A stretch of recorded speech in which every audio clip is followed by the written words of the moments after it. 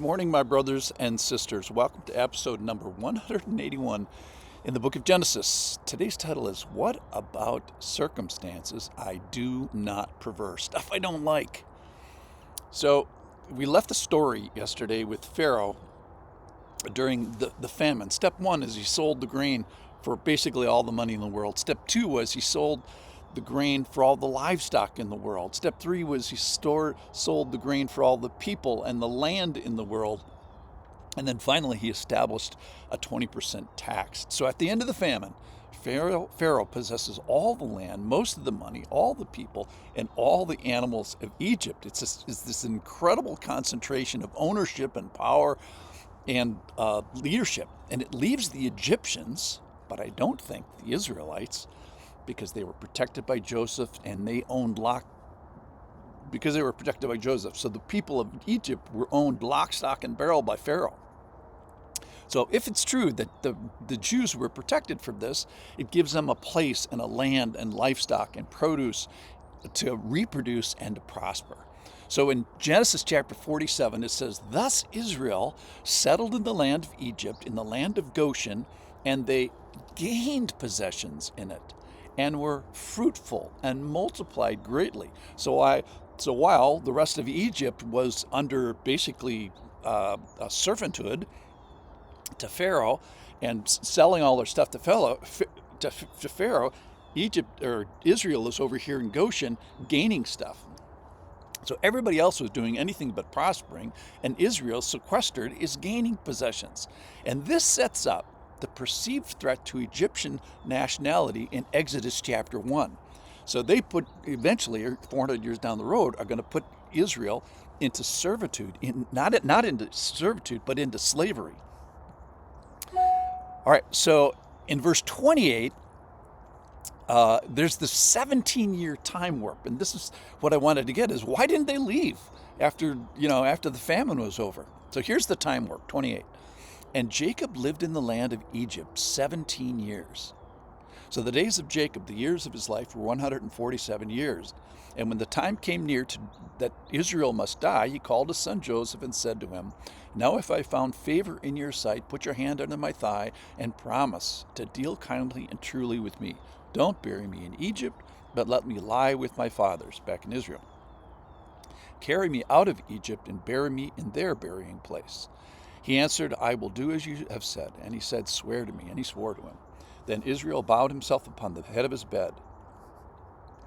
So my big question today is, why didn't they leave for 17 years? Well, Joseph was still a slave. He was a very valuable person. Pharaoh was no knucklehead. He knew that Joseph had this incredible wisdom from God, that he was sort of this God-ordained and God-blessed, unique person. But the real answer is God wanted Israel to stay in Egypt, just like he wanted them to go to Egypt. So we know the rest of the story, and 400 years down the road, they're going to be sold into slavery. So again, we have something, just like Joseph, we have something unpleasant that's going to turn into something that is sovereign, or maybe it was sovereign all along. So like Joseph's revelation to his brothers was, "Hey, you sold me, but God sent me." So God had something better for Israel. And he's going to use their adversity, their slavery, to glorify himself. He's going to use their bondage into slavery to show his power. He's going to use the slavery of one Israelite, Joseph, and then the slavery of multiple millions of Israelites for the magnification of his name.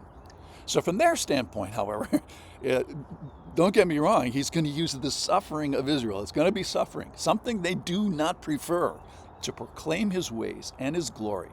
So make no mistake, the Israelites are not going to like being slaves. Nobody does. So but the Lord is going to use that which they do not prefer to increase their access, and use that which they do not prefer to increase their influence for him, and use that which they do not prefer to increase their footprint in the world. Exodus 9 and 10, 8 and 9, a variety of verses.